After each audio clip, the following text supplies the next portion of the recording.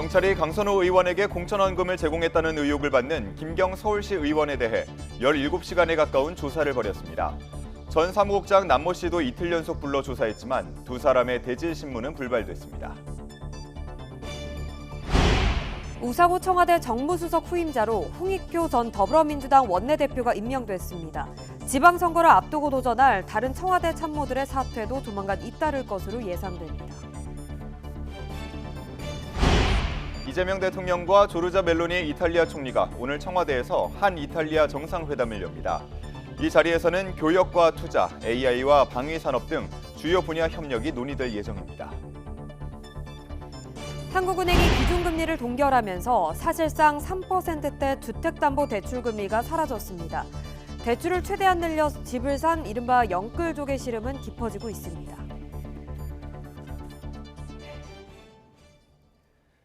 시청자 여러분 안녕하십니까? 1월 19일 월요일 뉴스타트 1부 시작합니다. 강선우 의원에게 공천원금 1억 원을 건넨 의혹을 받는 김경 서울시 의원이 경찰에 다시 출석해 17시간 가까이 조사를 받았습니다. 서울경찰청 공공범죄수사대는 어제 오전 10시부터 김 시 의원을 피의자 신분으로 3차 소환해 고강도 조사를 진행했습니다. 앞서 경찰에 제출한 자수서에서 김 시 의원은 강 의원에게 직접 돈을 전달했다고 적은 것으로 파악됐지만 3차 소환 조사에 앞서 기자들과 만나 자신이 하지 않은 진술과 추측성 보도가 난무하고 있다고 주장했습니다. 이와 함께 경찰은 강 의원의 전 사무국장 남모 씨도 이틀 연속 불러 조사했습니다. 김 시 의원과의 대질 신문 가능성도 제기됐지만 이번 조사에서 이뤄지지는 않았습니다. 남 씨는 경찰 조사를 마친 뒤 김경 시 의원에게 공천원금을 먼저 제안했는지 등을 묻는 취재진 질문에 아무 답변도 하지 않았습니다. 1억 공천원금 의혹을 수사하는 경찰이 의혹의 정점인 무소속 강선우 의원을 내일 처음으로 소환합니다. 강 의원과 전 사무국장 남모 씨, 김경 서울시 의원까지 핵심 관계자 3명의 진술이 서로 엇갈리고 있는 만큼 대질 조사가 이뤄질지 주목됩니다. 유소연 기자가 보도합니다. 1억 공천원금 의혹을 수사하는 경찰이 더불어민주당을 탈당한 무소속 강선우 의원을 이번 주 화요일 처음으로 소환 조사합니다. 강 의원은 지난 2022년 지방선거를 앞두고 서울시 의원 공천 신청자였던 김경 시의원에게서 1억 원을 받고 당시 공천관리위원회 간사였던 김병기 의원과 상의했다는 의혹을 받고 있습니다. 저도 잘 주세요. 네, 하여튼 돈부터 돌려드리세요. 안 받는 거. 그거는 뭐 의원님이 보셔가지고 지금 보셔가지고 던져놓고 나오든지. 의혹이 불거진 뒤 강 의원은 1억 원을 주고받은 건 김 시 의원과 자신의 전 사무국장 남모 씨 사이의 일이라며 혐의를 부인했습니다. 자신은 몰랐고 남 씨가 돈을 받고 사후 보고하자 즉시 반환하라고 지시했을 뿐이라고 주장하고 있습니다. 하지만 1억 원을 건넸다는 김 시 의원의 주장은 전혀 다른데 김 시 의원은 남 씨가 먼저 공천원금을 제안해왔고 세 사람이 동석한 자리에서 남 씨가 자리를 비웠을 때 강 의원에게 돈을 직접 전달했다는 입장으로 전해졌습니다. 남 씨는 세 사람이 함께 만난 건 사실이지만 물건을 차에 옮기라는 지시에 돈인지 모르고 트렁크에 넣었다며 또 다른 주장을 하고 있습니다. 김 시 의원은 현재까지 3차례 소환 조사를 받았고 1억 원을 보관했다는 핵심 인물로 지목된 남 씨 역시 벌써 3차례 경찰에 출석했습니다. 경찰은 지금까지 확보한 진술과 증거를 토대로 강 의원의 조사에 대비한 질문지를 작성하고 있습니다. 세 사람 모두 주장이 엇갈리는 사실상 진실 공방이 이뤄지는 상황이라 오는 화요일 강 의원 등 핵심 인물 3명이 모두 동의할 경우 대질 조사가 이뤄질 가능성도 제기됩니다. YTN 유서연입니다. 청와대와 여의도 국회 사이 소통 창구인 청와대 정무수석에 홍익표 전 더불어민주당 원내대표가 중용됐습니다. 현 우상호 수석은 오는 6월 지방선거에 나설 걸로 보이는데 선거에 도전할 다른 청와대 참모들의 사퇴도 조만간 잇따를 것으로 예상됩니다. 강진원 기자의 보도입니다. 비교적 개파색이 옅다는 평가를 받는 홍익표 전 더불어민주당 의원이 신임 청와대 정무수석으로 발탁됐습니다. 민주당 원내대표까지 지낸 3선 중진의 중량감 있는 인사가 당청 간 새로운 가교가 되는 겁니다. 정치권에선 합리적이고 원만한 성품을 지닌 인물로 여겨지는데 협치를 바라는 이재명 대통령의 의중이 반영된 인선 결과란 분석이 많습니다. 갈등과 대립은 타협과 합의로 해결해야 한다는 신념하에 관용과 협업의 정치를 지속적으로 실천해온 뿐입니다. 당 정책위 의장 등을 역임한 만큼 정무 파트의 정책 기능을 강화하고 친명 핵심 그룹이 아닌 원외 인사를 핵심 보직에 앉혀 나름 탕평에도 신경 쓴 거란 이야기가 나옵니다. 홍 신임 수석에게 바통을 넘겨준 우상호 수석은 오는 6월 지방선거에서 강원 도지사직에 도전할 거로 알려졌습니다. 이르면 다음 달 초 출마를 선언할 거로 보입니다. 후임자에게 인수인계를 하고 20일부터는 이제 신임이 근무하는 그런 일정이 되겠습니다. 우 수석과 함께 당청 간 정무 현안을 조율했던 김병욱 정무비서관도 조만간 자리에서 물러날 거로 예상됩니다. 성남 분당을 재선 의원 출신으로 원조 친명그룹 7인회에 속했던 김 비서관은 성남시장에 출사표를 던질 거란 전망이 우세합니다. 성남 경기라인 중에서도 핵심으로 꼽히는 김남준 청와대 대변인은 지방선거와 함께 치러지는 국회의원 재보궐선거에 나설 가능성이 큽니다. 이재명 대통령의 지역구였던 인천 계양을이 유력한 후보지로 꼽힙니다. 대전 충남 지역의 첫 통합단체장 선거가 성사될 경우 충남 아산을에서 내리 3선을 한 강훈식 대통령 비서실장이 차출될 거란 관측 또한 끊이질 않고 있습니다. 이 밖에 다수의 청와대 참모가 5개월도 채 안 남은 지방선거판에 명함을 내밀 것으로 예상되는 만큼 후속 개편 인사도 연이어 뒤따를 거로 보입니다. YTN 강준원입니다. 여야 원내대표가 통일교 특검 등 쟁점 사항을 논의하기 위해 만났지만 이견을 좁히지 못하고 입장차만 확인했습니다. 더불어민주당 한병도, 국민의힘 송원석 원내대표는 어제 오후 국회에서 30분 동안 1대1 비공개 회동을 진행했습니다. 송 원내대표는 통일교 특검법 수용을 제안했지만 한 원내대표는 신천지 등 종교가 정치에 개입한 내용을 포함해야 한다고 주장하며 평행선을 달렸습니다. 협상은 합의나 진전 없이 끝났고 오늘 예정된 추가 회동도 없다고 양당은 전했습니다. 더불어민주당은 1인 1표제를 두고 지도부 내 뚜렷한 균열이 확인됐습니다. 정청래 대표 측은 더 가면 해당 행위라고 경고했는데 잡음이 잦아들지는 불투명해 보입니다. 조은지 기자입니다. 민주당 정청래 대표는 지난주 자신의 대표 공약 1인 1표제를 다시 추진한다고 선언했습니다. 최고위원 보궐선거에서 당권파 2명이 합류한 걸 계기로 속도전에 나선 겁니다. 나라의 주인은 국민이고 당의 주인은 당원입니다. 당원의 뜻대로 하겠습니다. 대의원과 권리당원의 한 표 가치를 똑같게 하는 당원 개정을 추진하기로 최고위원회에서 만장일치 의결했다고 당은 설명했습니다. 하지만 논의 과정에서 비당권파인 이현주, 강득구, 황명선 최고위원이 문제를 제기했고 한병도 원내대표 역시 미온적인 반응을 보인 걸로 전해졌습니다. 강경 지지층의 당심을 업은 정청래 대표가 연임용으로 당원 손질에 나선 거라는 의심도 여전합니다. 이른바 명청 갈등으로 표현되는 물밑 계파 갈등이 또 드러난 건데 민주당은 당권 투쟁으로 보일 수 있는 언행은 자제해야 한다고 공개 경고했습니다. 연임의 연자는커녕 이응자마저도 들어본 적이 없다. 조금 더 가면 이것이 해당 행위라고 비난받아도 할 말이 없는 상황이 올지도 모르겠습니다. 이 기자회견 직후 강득구 최고위원은 SNS에 글을 올렸습니다. 1인 1표제를 결정한 지도부가 바로 적용받으면 이해충돌 지적을 받을 우려가 있다며 당원 의견 수렴 과정에서 현 지도부가 재출마할 때 적용해도 되는지를 함께 묻자는 게 전부였다고 반박했습니다. 차기 당대표 출마가 유력한 김민석 국무총리의 최측근 발언이라 묘한 긴장감이 감돕니다.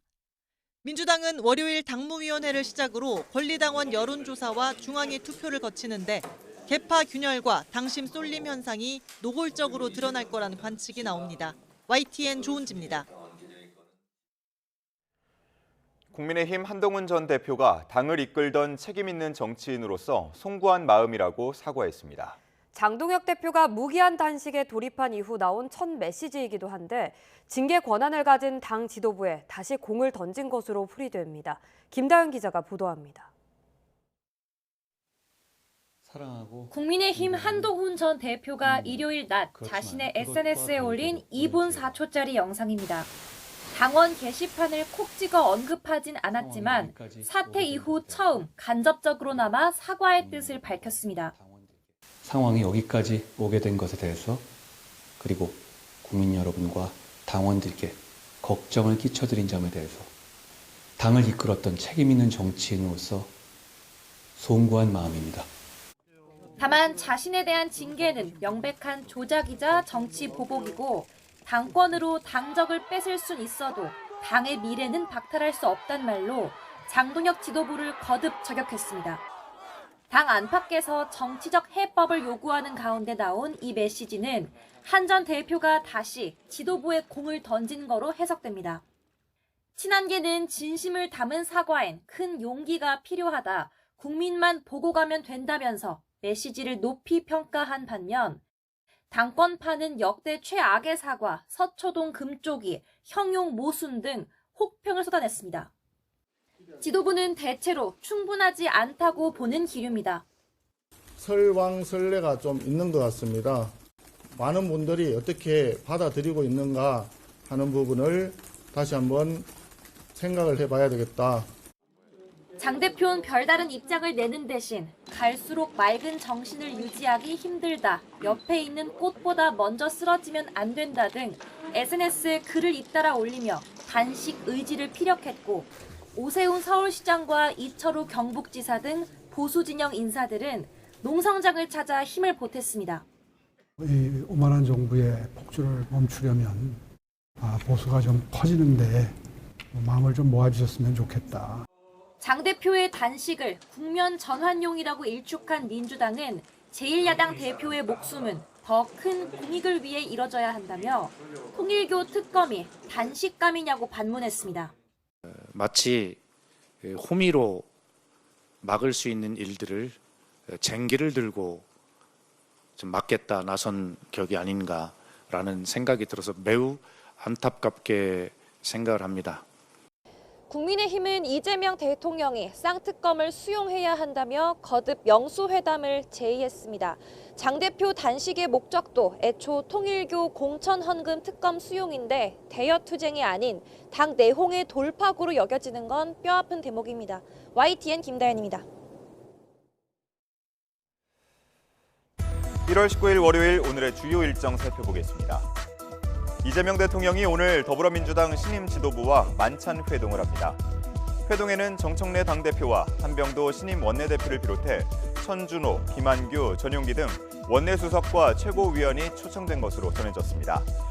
이 자리에서 여당 새 지도부와 원팀을 강조할 것으로 보이는데 최근 당정 갈등이 불거진 검찰개혁 문제와 이해운 후보자 관련 문제가 논의될 가능성도 있습니다.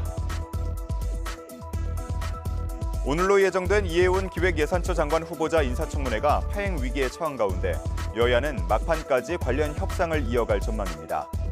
앞서 국민의힘은 이 후보자의 자료 제출이 미흡하다며 청문회 보이콧을 선언했고 더불어민주당은 애초 합의한 일정대로 청문회를 열어야 한다고 맞섰습니다. 서울중앙지방법원이 내란전담 재판부 설치 특례법 후속 조치를 논의할 2차 판사회의를 진행합니다. 중앙지법은 앞서 내란전담 영장전담 법관 구성에 기존 영장전담 재판부 판사들도 포함할지를 두고 토론을 펼쳤지만 결론에는 이르지 못한 것으로 전해졌습니다. 지금까지 오늘의 주요 일정 살펴봤습니다.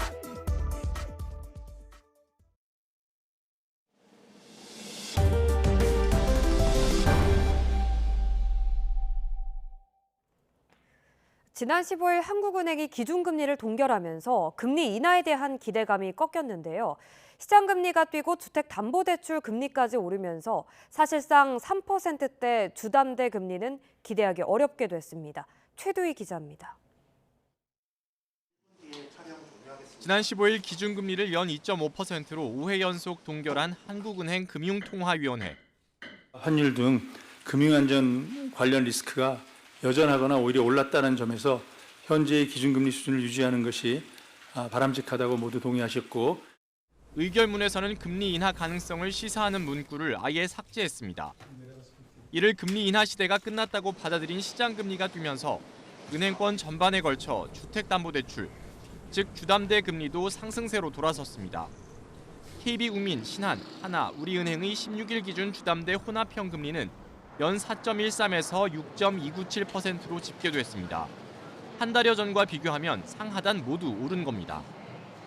주담대 변동금리의 경우 연 3.76에서 5.64% 수준으로 이보다는 낮아 보이지만 일부 우대금리를 제외하면 사실상 3% 금리를 기대하기 어려워졌습니다.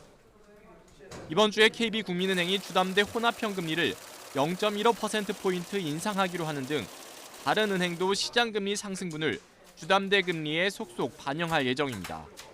당분간 금리 상승 가능성이 점쳐지는 가운데 금리 동결 기조에 따라 추가 금리 상승폭은 제한될 전망입니다. 주담대 금리가 추가로 상승할 가능성은 배제할 수는 없긴 한데요. 아무래도 금리 인상보다는 동결 기조가 유지된다라고 하면 상승폭은 일단 좀 제한적이지 않을까. 앞서 지난해 6월부터 이어진 정부의 각종 규제 강화로 대출 문턱이 높아진 데다 금리마저 오르면서 대출 원리금 상환 부담이 커진 상황. 새해도 집 살 돈이 필요한 실수요자와 대출을 최대한 늘려 집을 산 이른바 영끌족의 시름은 깊어지고 있습니다. YTN 큐두입니다. 오늘의 주요 경제 일정입니다. 국제통화기금 IMF가 세계 경제 전망과 함께 우리나라의 성장률 예상치를 발표합니다. 앞서 IMF는 지난해 10월 우리나라의 올해 성장률 전망치를 1.8%로 제시했는데요. 재정경제부가 2% 성장을 목표로 내놓은 상황에서 IMF의 전망이 어떻게 나올지 관심입니다. 한국철도공사 코레일이 오늘부터 전용 홈페이지를 통해 KTX 설 연휴 승차권 예매를 시작합니다. 설 연휴 승차권 예매 대상은 다음 달 13일부터 18일까지 엿새간 운행하는 열차입니다. 금융감독원이 오늘부터 금융지주사들을 대상으로 지배구조 관련 특별 점검에 들어갑니다. 오는 23일까지 KB금융지주와 신한, 하나, 우리, 농협 등 8대 금융지주의 지배구조 관련 현황 전반을 점검합니다. 이재명 대통령이 금융지주 회장들의 연임 관행을 부패한 이너서클로 지적한 데 따른 것입니다. 마치 고라니처럼 갑자기 튀어나와 킹란이라고도 불리는 전동 킥보드 사고가 끊이지 않고 있습니다. 특히 2살배기 엄마를 중태에 빠뜨렸던 킥보드 운전자는 무면허였는데 서울시가 면허 확인을 의무화하기로 했습니다. 이형원 기자입니다. 전동 킥보드가 인도를 빠르게 질주하더니 엄마와 함께 있는 2살배기 아이 쪽을 덮칩니다. 놀란 엄마는 재빨리 아이를 당겨 보호하려 하는데 이 과정에서 넘어져 크게 다쳤습니다. 아버지의 좀 절규 같은 소리가 들려서 밖에 나가 보니까 킥보드를 탄 여중생 2명이 서 있었고 어머니는 바닥에 쓰러져 있는 상태였는데 전동 킥보드는 법적으로 원동기 장치 자전거 면허 이상의 운전 면허가 있어야 탈 수 있지만 이 사고를 낸 중학생 2명은 모두 면허가 없었습니다. 실제로 이런 무면허 킥보드 사고는 급증하고 있습니다. 전동 킥보드 등 개인형 이동장치 사고는 최근 4년 새 2.5배나 늘었습니다. 이 가운데 미성년자 사고는 45%, 이들을 포함한 무면허는 절반이 넘습니다. 이에 서울시는 킥보드를 빌려줄 때 운전면허를 의무적으로 확인하도록 관련 조례를 개정해 입법 예고했습니다. 개정 조례안을 보면 전동 킥보드 사업자의 고객 운전면허 확인 의무를 명시하고 면허를 확인하지 않으면 시장이 경찰에 시정을 요구할 수 있습니다. 시는 오는 23일까지 시민 의견을 수렴한 뒤 관련 절차를 거쳐 개정 조례안을 공포할 방침인데 이르면 다음 달부터 시행할 수 있을 것으로 보입니다. YTN 이영훈입니다. 한 줄 뉴스입니다. 강원도 원주경찰서는 자신을 괴롭혔다는 이유로 어머니의 지인을 살해한 20대 A씨를 구속했습니다. 어제 오후 3시쯤 충북 등평군 교동리에 있는 성인 오락실에서 방화로 추정되는 화재가 발생해 40대 A씨가 온몸에 화상을 입었습니다.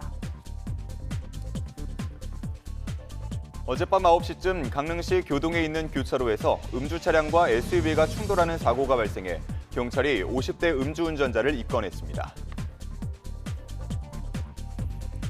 어젯밤 10시 반쯤 경북 경상시 영남대학교 근처 왕복 6차선 도로에서 중앙분리대를 넘은 SUV가 마주오던 승용차와 충돌했습니다.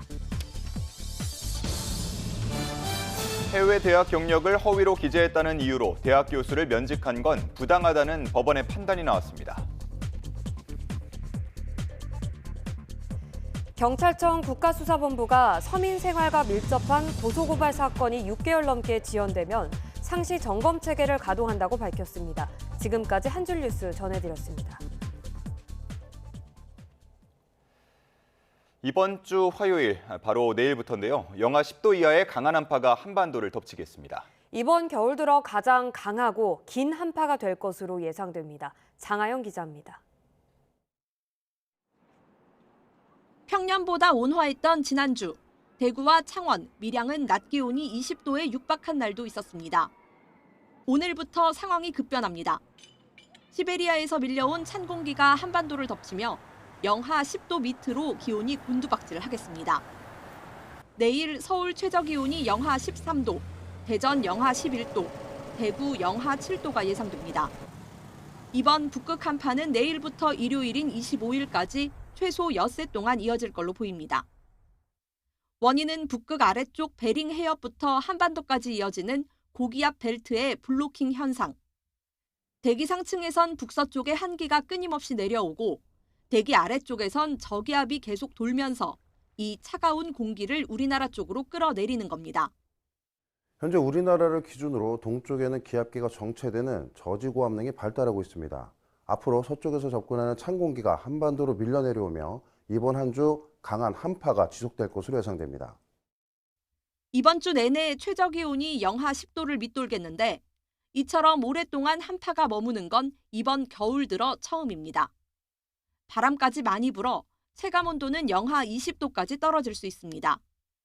추위는 블로킹 현상이 해소되는 26일 이후에도 쉬이 물러가지 않을 걸로 기상청은 전망했습니다. 밤사이 강원 산간과 수도권에 날리는 눈발을 시작으로 오늘까지 충청과 전북에 1cm 안팎의 눈이 내려 쌓이겠습니다. 이번 주 중반에는 전라도 서해안을 중심으로 폭설도 예상됩니다. YTN 장하영입니다.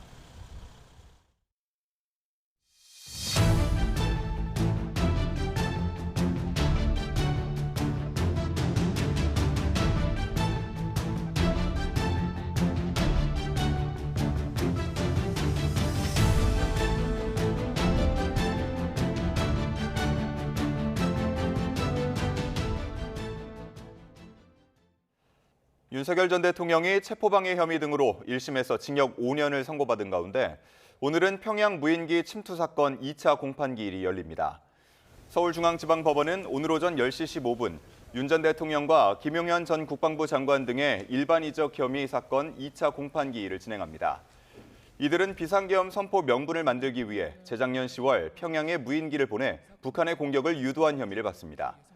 앞서 윤 전 대통령과 김 전 장관 측은 재판부가 증거조사 없이 구속영장을 발부했다며 지난 12일 진행된 첫 공판에서 재판부 기피 신청을 냈다가 이후 다시 철회했습니다.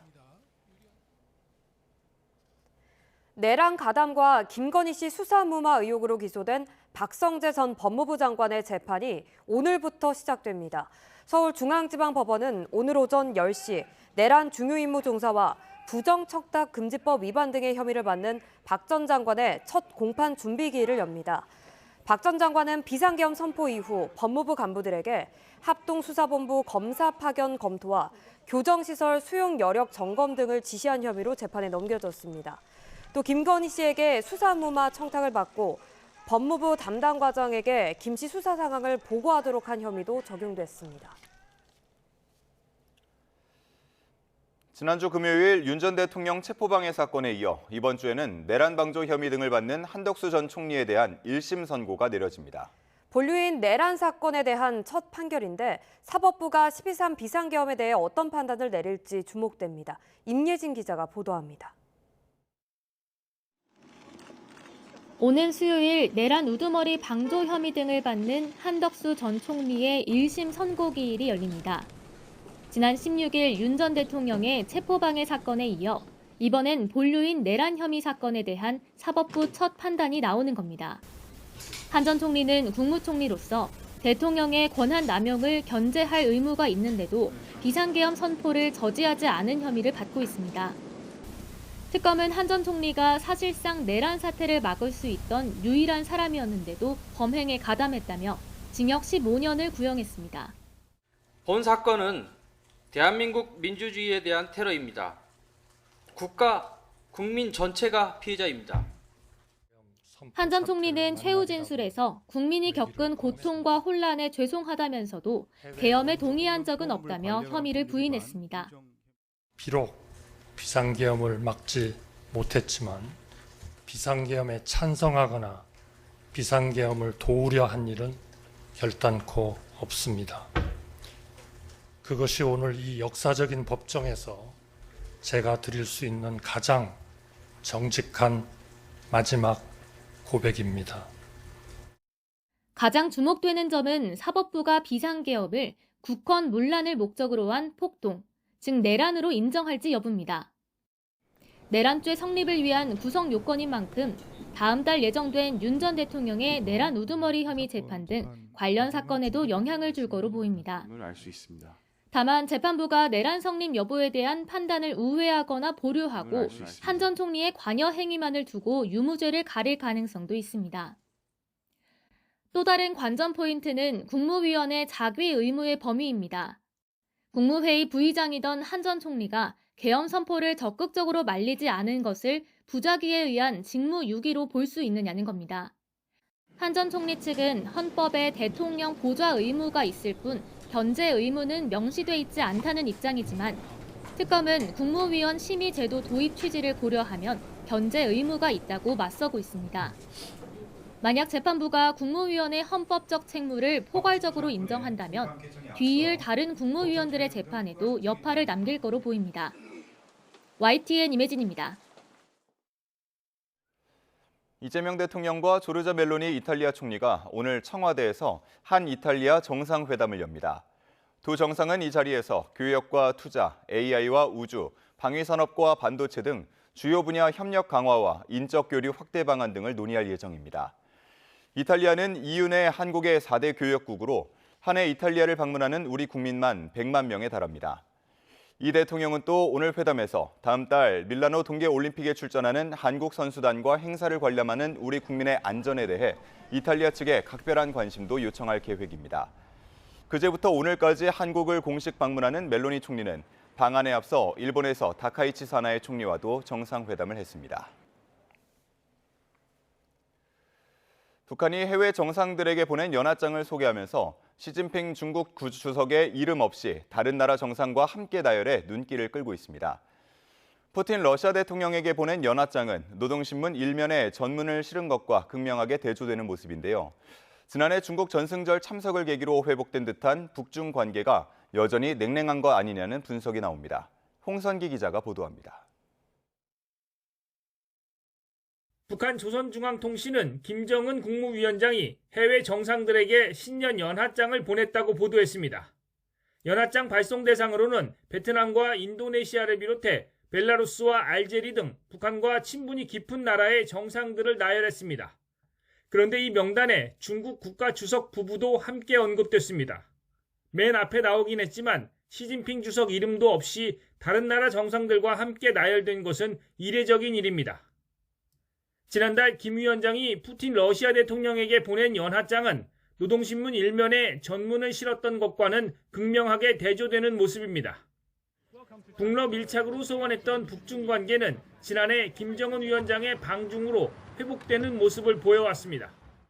김정은 동지께서는 석금평 동지와 반갑게 상봉하시고 인사를 나누신 후 종축 행사에 초대된 세계 여러 나라 국가 및 정부 수반들, 국제기구 지도자들과 함께 기념사진을 찍으셨습니다.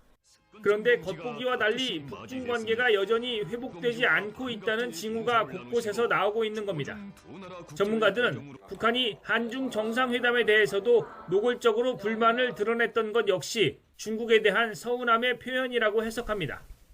시진핑 주석의 연하장을 홀대하거나 한중 정상회담에 대해 청탁질이라고 비난하는 것은 중국의 정치적 영향력이 북한 내에서 제대로 작동하지 않고 있음을 의미하고 있습니다.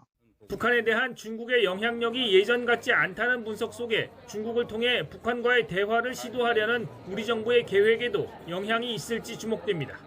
YTN 홍성기입니다.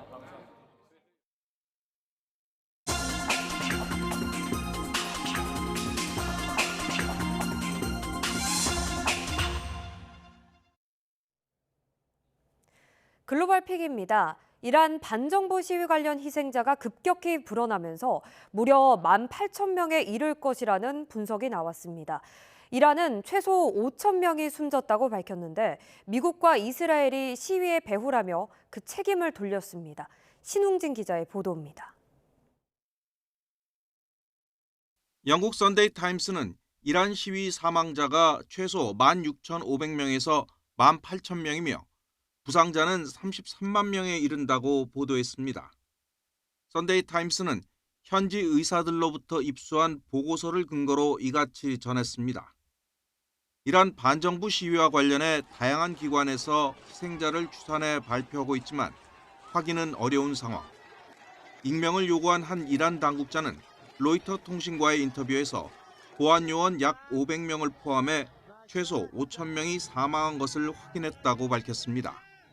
이란 최고 지도자 아야톨라 세이드 알리 하메네이도 수천 명이 숨졌다고 시인했는데 다만 그 책임은 미국과 이스라엘에 있다고 주장했습니다. 두 나라가 시위대를 선동해 소요가 커지면서 희생자가 늘었다는 것입니다. گفت آشکارا حرف زد آشکارا تشویق کرد پشت سر هم مستنداتی داریم که کمک کردند هم اونها هم رژیم صهیون کمک کردند که حالا اونم مختصراً عرض خواهم کرد. 영국 일간 가디언 등 외신들은 도널드 트럼프 미국 대통령의 개입을 기대하며 거리로 나섰던 이란 시민들이 크게 실망한 모습이라고 전했습니다. 트럼프가 이란 반정부 시위대에 도움을 약속하며 더 강경한 행동을 촉구해놓고는 군사행동을 보류하면서 발을 뺐기 때문입니다. 시위가 소강 상태에 접어든 가운데 이란 정부는 학교 수업 재개와 인터넷 복구 방침 등을 발표하며 혼란이 수습되고 있다는 점을 강조하고 있습니다. YTN 신웅진입니다. 베네수엘라 마두로 정권 축출을 계기로 트럼프 대통령은 서방구에 대한 미국의 패권 강화, 이른바 돌로주의를 밀어붙이고 있습니다. 국제법을 무시한 일방적 침략이라는 비난에도 아랑곳하지 않고 중남미 국가들에 이어 그린란드와 캐나다 등에 대한 야욕까지 거침없이 드러내고 있습니다. 박영진 기자가 보도합니다. 트럼프 대통령의 미국 우선주의 대외 정책은 베네수엘라 정권 축출에서 정점에 달했습니다. 과거 서반구에서 미국 우위를 주장한 멀로주의를 다시 꺼내들며 도널드 트럼프식 멀로주의, 이른바 돈로주의를 선언했습니다. They now call it the Donroe document. We sort of forgot about it. It was very important, but we forgot about it. We don't forget about it anymore. Under our new national security strategy, American dominance in the Western Hemisphere will never be questioned again. 국제법을 위반한 무도한 침략 행위라는 비판에도 To go beyond the original Monroe Doctrine and exercise a sort of tyranny over the Western Hemisphere, in which the only sovereignty that counts is that of the United States. 트럼프 대통령은 국제법은 필요 없다며 자신의 도덕성만이 국제 문제와 관련한 개입에 있어 유일한 제어 장치라고 맞받았습니다. 그러면서 돌로주의를 내세워 콜롬비아, 쿠바 등 중남미 좌파 정부를 향한 고강도 압박을 이어가고 있습니다. 중남미를 확실한 영향권 아래에도 석유 자원을 안정적으로 확보하고 또 이 지역에 대한 중국의 영향력을 배격하겠다는 목표로 풀이됩니다. 트럼프 대통령은 다음 목표로 덴마크 자치령인 그린란드를 미국 영토로 만들겠다는 야심을 거듭 밝히고 있습니다. We are going to do something on Greenland, whether they like it or not, because if we don't do it, Russia or China will take over Greenland. 미국과의 북극권 분쟁 가능성이 커지면서 동맹인 캐나다 역시 불안하긴 마찬가지입니다. 거침없이 질주하는 트럼프 대통령의 돈로주의. 문제는 어디로 튈지 모른다는 겁니다. I would say that we have no clear understanding as how this arrangement, this power arrangement, will actually work in practice. We've never seen anything like this before. 자신이 생각하는 국익을 위해 필요하다면 군사작전도 불사한다는 점을 분명히 한 트럼프 대통령. 지금까지 수립해온 국제 질서를 무너뜨리는 일방적 행보에 국제사회의 우려가 커지고 있습니다. YTN 박영진입니다. 도널드 트럼프 미국 대통령이 미국의 덴마크령 그린란드 병합에 반대하는 유럽 8개국의 관세 부과를 예고한 데 대해 메테 프레데릭슨 덴마크 총리가 유럽은 협박에 굴하지 않는다고 밝혔습니다. 프레데릭센 총리는 현지 시간 18일 페이스북에 올린 성명에서 트럼프 대통령의 관세 발표 이후 독일, 프랑스, 영국 등 각국 정상과 통화했고 덴마크는 엄청난 지지를 받고 있다고 강조했습니다. 이어 이는 국격을 넘어선 훨씬 더 큰 문제라는 점이 더 분명해졌고 더 중요한 건 덴마크가 유럽 공동체를 만드는 근본적인 가치 위에 굳건히 서 있다는 것이라고 말했습니다. 스콧 베선트 미국 재무장관이 그린란드 병합 추진에 따른 미국과 유럽 간 충돌과 관련해 유럽은 미국의 안전보장 우산 아래 있어야 한다는 점을 깨닫게 될 것이라고 말했습니다. 베선트 장관은 현지 시간 18일 미 MBC 방송 인터뷰에서 미국이 지원을 끊는다면 우크라이나에서 무슨 일이 벌어지겠나 모든 것이 붕괴할 것이라며 이같이 밝혔습니다. 이어 미국과 서방구의 안보를 다른 나라에 위탁하지 않을 것이고 트럼프 대통령은 전략적이며 올해와 내년을 넘어 북극에서 벌어질 수 있는 전투를 내다보고 있다고 말했습니다.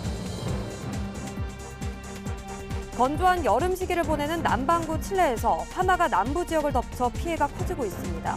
칠레 국가재난예방대응청은 현지 시간 18일 X와 페이스북 등 주요 소셜미디어를 통해 중계한 기자회견에서 비오비오와 뉴블레 지역 산악지대에서 발생한 화재가 곳곳으로 번지고 있고 지금까지 최소 15명이 사망했다고 밝혔습니다. 주민 대피령 속에 약 2만 명이 거주지를 벗어나 안전지대에 머무는 것으로 정부 당국은 보고 있다고 현지 언론 비오비오 칠레는 전했습니다. 가브리엘 보리치 칠레 대통령은 X에 게시한 글에서 비오비오와 뉴블레 지역의 비상사태를 선포했고 주민 안전을 위해 모든 자원을 동원하겠다고 적었습니다. 이 지역에는 군 장병들이 투입될 예정입니다. 지금까지 글로벌 PD였습니다.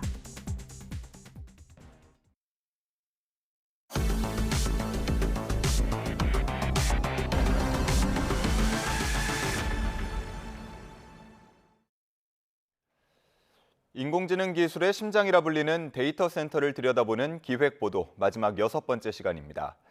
빠르게 발전하는 인공지능 기술을 따라잡는 것도 중요하지만 AI 데이터 센터의 안전성 역시 간과해서는 안 되는 문제입니다. 주변 주민들은 소음과 전자파가 건강을 해칠 거란 우려가 큰데 정작 따져봐야 할 부분은 따로 있습니다. 고한석 기자가 보도합니다. 데이터 센터 건립 예정지마다 반대 현수막이 나붙었습니다.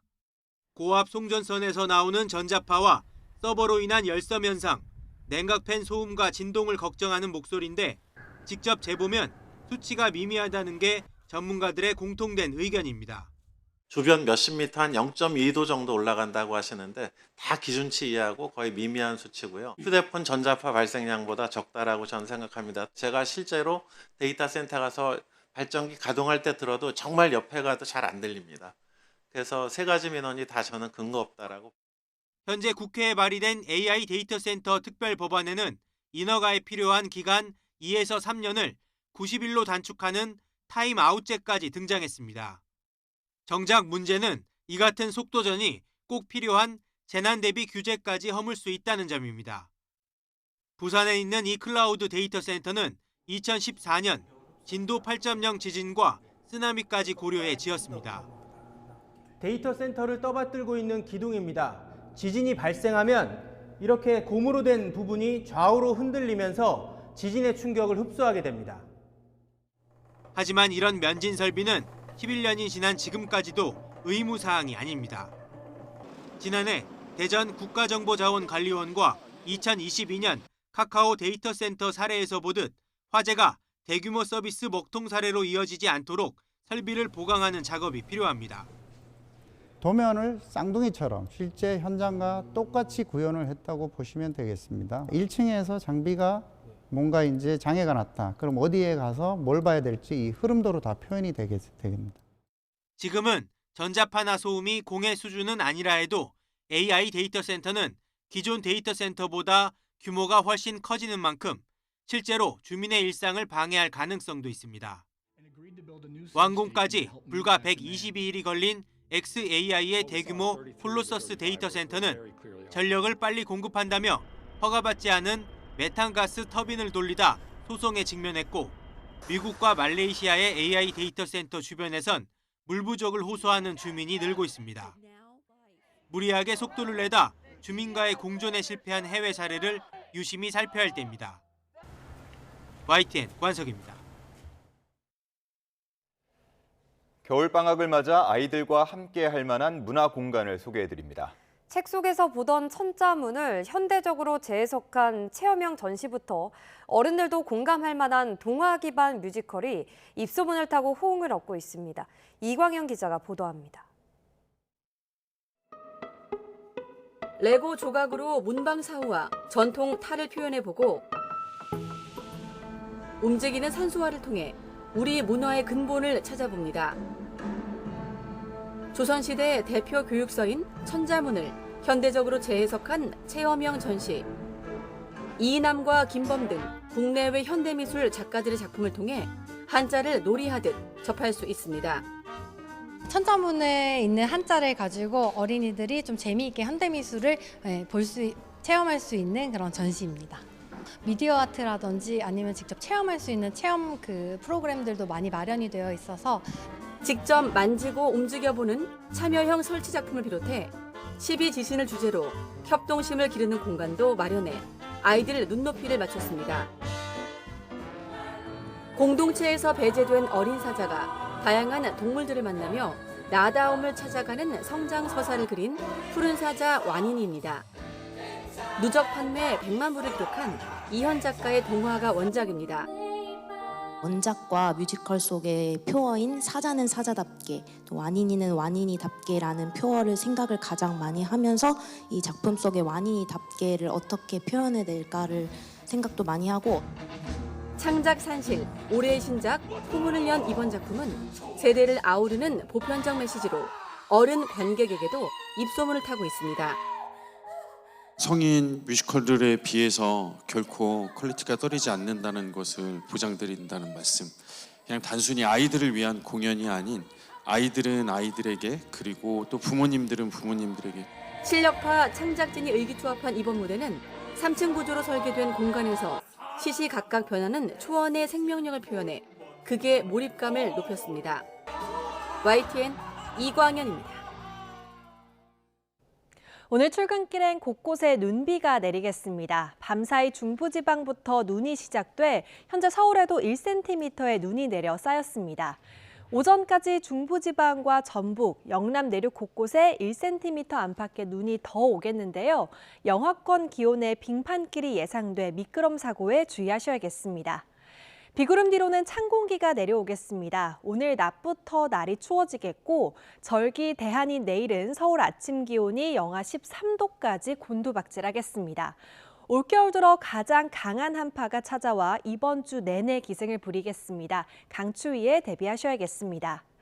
오늘 오후부터는 대체로 구름만 많겠습니다. 서해안과 영남 해안 지역에서는 바람이 점점 강해지겠습니다. 현재 기온 보겠습니다. 서울이 영하 1.3도, 대구 4도, 광주 3.6도 보이고 있습니다. 낮에는 서울 0도, 대구 6도, 부산 10도에 그치면서 예년 기온을 밑돌겠습니다. 날씨였습니다. 이상으로 뉴스타트 1부 마칩니다. 잠시 후 2부가 이어집니다. 시청해주신 여러분 고맙습니다.